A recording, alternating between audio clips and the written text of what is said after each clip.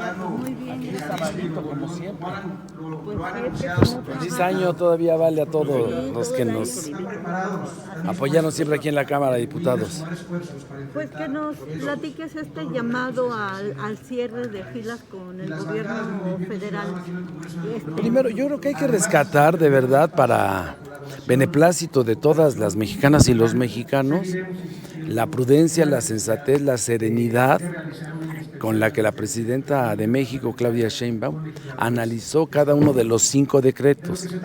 Más allá de irse al aderezo que significa la manera en que fueron expuestos estos 5 decretos, ella se fue a la interpretación literal, legal de cada uno de ellos.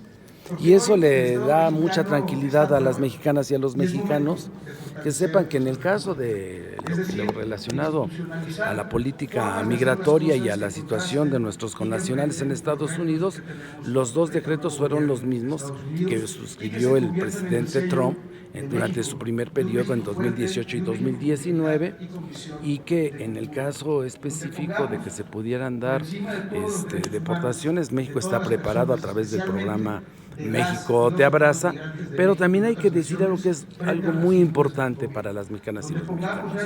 La situación que se vivía en 2018 en materia migratoria es completamente diferente a la situación que hoy se vive.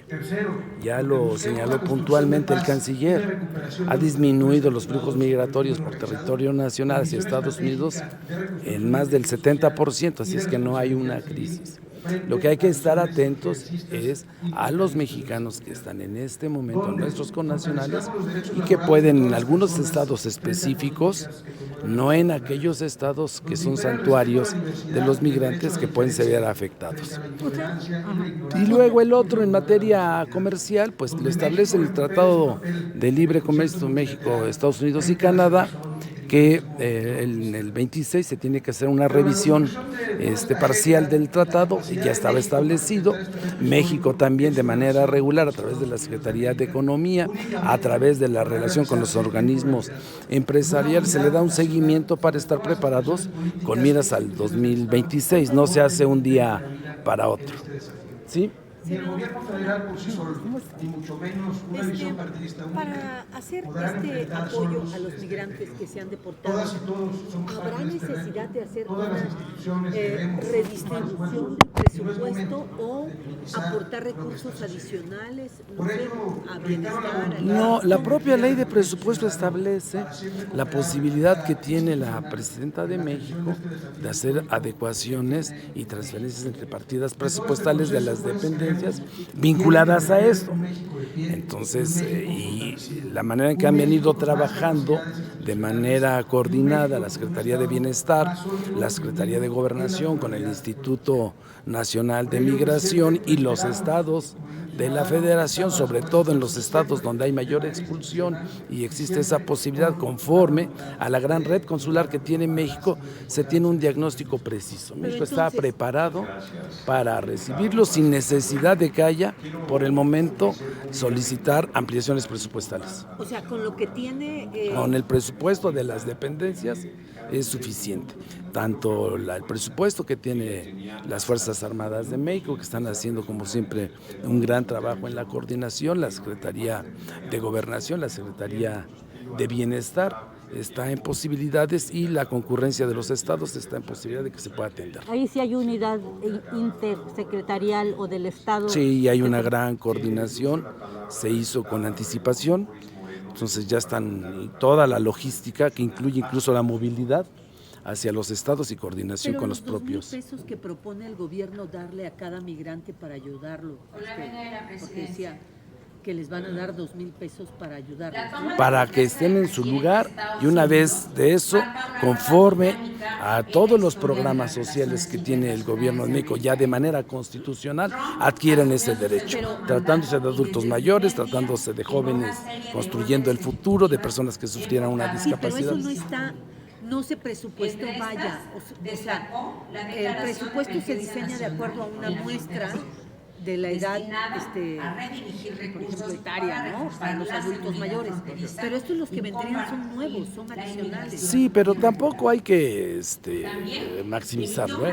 O sea, sí hay dinero. Hay recursos suficientes, hay la capacidad técnica, logística para atenderlos. ¿Ustedes prevén algún tipo de crisis con estas medidas, aunque las tomen el 26 o mitad del 25, que pudiera generarse por la guerra contra el narcotráfico, los aranceles? No, por lo que hace el narcotráfico, también lo dice el decreto. Va a haber una revisión los próximos 15 días que incluye a los cárteles nacionales, es decir, los de Estados Unidos, que es donde está el consumo. Mientras no se disminuya el consumo, mientras no se quite la alberca, podrán cambiar de trampolín, pero mientras no disminuya el consumo en Estados Unidos, y hay una política pública y de Estado con relación a también luchar contra de los cárteles que existen en Estados Unidos, de nada va a servir, ¿eh? La actuación del canciller y del embajador de México allá en Estados Unidos, ¿ha sido buena o habría que remodelar No, algo? ahora es cuando vamos a poder evaluar mejor la red consular que tiene nuestro país. Es la más grande que ningún otro país tiene en Estados Unidos y es natural. Porque hay que tomar en cuenta que más del 25% de nuestros mexicanos viven en Estados Unidos. Entonces, está preparado, hay que tener confianza y hay que celebrar a la presidenta de México, repito, esa serenidad, esa visión que tiene para analizar algo que parecería dramático en la manera en que se expone. Y sí están trabajando de acuerdo a la altura los cónsules, porque también dejan mucho que desear, ¿eh? No, está preparado, usted no se preocupe. Hay confianza en el Servicio Exterior Mexicano, el Senado de la República, que es una de sus funciones sustantivas en materia de política exterior, con la designación de los embajadores y el conocimiento y seguimiento al trabajo de cónsules. También estaremos pendientes de eso. Ahora mismo lo platicaba con el presidente de la Cámara para que nosotros le pongamos un especial énfasis precisamente a todo lo que tiene que ver el respaldo a la política exterior y al trabajo del Servicio Exterior Mexicano. El gobierno de Puebla ya dio un paso adelante, dijo, sí, nosotros estamos preparados para recibir a los... El de Puebla, el de Zacatecas, el de Michoacán, el de Oaxaca, los de Veracruz, Durango incluso, que tiene un gran flujo migratorio hacia Las Vegas específicamente, y cada uno de los que somos de alguna entidad de la República sabemos dónde están nuestros paisanos. Los poblanos están básicamente en Nueva York, una parte están en Chicago y una mínima parte se encuentra en Dakota del Norte. No es lo mismo deportar a una persona que acaba de cruzar la línea fronteriza, inclusive varias veces, que hacer una redada en Chicago. No, porque es diferente en Chicago y Texas que lo que pueda suceder, por ejemplo, en California, ¿no? O Nueva York. Yo creo que son condiciones distintas. México está más preparado para recibir a nuestros mexicanos que sean deportados hacia nuestro país, que Estados Unidos dejar de depender de la mano de obra de mexicanos. Oye, en el caso de Puebla, ¿cuánto se estima que se hayan afectado? Obviamente Puebla, por eso se llama Puebla York, por el tema de que hay mucho migrante poblano allá en Estados Unidos, específicamente en Nueva York. Hay regiones muy específicas de nuestro estado. La Mixteca, compartida con Oaxaca, todo lo que es desde Izúcar de Matamoros, que se extiende a Petralcingo, es donde se encuentra mayor población mixteca en Estados Unidos que en Puebla. El crecimiento es intercensal en esa región para Puebla, aumenta la población en el resto del estado, pero disminuye en la Mixteca. Pero muchos de ellos se fueron desde 1942 y otros se vieron sobre todo en la década de los 80s y los 90s. Y a pesar de la instrumentación de los decretos del presidente Trump en 18 y en 19, y lo mismo sucedió en Zacatecas, no se vio un número significativo de mexicanos que fueron deportados hacia nuestro país.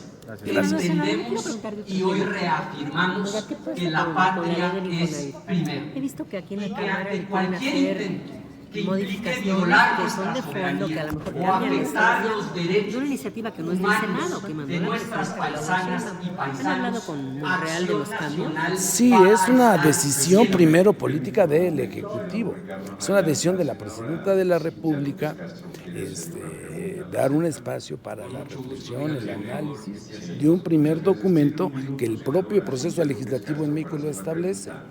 Se llega a una iniciativa, en el proceso de discusión por la Cámara de Origen se da una primera revisión y luego la Cámara Revisora, en este caso diputados, permite este espacio para ampliar la discusión, el análisis sobre los órganos de supervisión y de gobierno y la instrumentación de la propia ley. Así lo hicimos con outsourcing en el pasado, con el presidente López Obrador, y lo hicimos también, a mí me tocó, con las AFORES. Nos dimos un espacio para que, junto con la participación del sector empresarial, se pudiera construir una ley que dejó satisfechos a todos. Pero en este caso parece que la idea es cambiarle la esencia. No, la esencia es la misma, de tener la disposición de una ley que permita la construcción de más de 1 millón de viviendas en México y la posibilidad de renta para muchos trabajadores. Y la otra muy importante, que no sea el derecho a la vivienda una salida para la corrupción, construyendo unidades habitacionales sin vialidades, sin zonas de equipamiento urbano, sin áreas verdes. Lo que hemos visto en muchas de las unidades habitacionales abandonadas en el interior y de esquemas a través de instrumentos financieros de corrupción. Pero esto es justo lo que al parecer le quieren cambiar en la Cámara. Estas facultades que se le habían dado al presidente del Consejo de Administración, que es el presidente del instituto, de tener voz, por ejemplo. No, y que eso le permitía a la representación, sobre todo sindical, pues hacer todo tipo de negocios. No, porque ahora se va a equilibrar la votación. Ahora va a permitir que no sean dos contra la decisión. Se ponían de acuerdo empresarios con obreros, tenían sueldos exagerados, condiciones exageradas por prestarle 1 hora para sesionar cuando ya había acuerdos previos y estaba en situación de desventaja la institución. Ahora se trata de que esté equilibrado de tal manera que si no hay una plena participación de quien tiene la rectoría en materia de vivienda, que es el gobierno a través del Infonavit, no pueda proceder. Pero ya lo hablaron con ustedes. Esa es la posición. Si tampoco que sean 5, 3 del gobierno y 2 de... Porque entonces no tiene caso que exista un comité de 5 donde 3 los pone el gobierno. Y la presidenta, que tiene una vocación democrática, bueno, ok, que sean 4 y algo que permita tener voto de calidad al presidente. ¿Usted confía en que las reformas no le van a regresar a las representaciones? No, porque entonces sería la misma gata pero revolcada. Pero además es una iniciativa de la presidenta. Claro, pues es el espíritu que anima a la presidenta. Y la presidenta, como lo hicimos para la reforma judicial, es escuchar.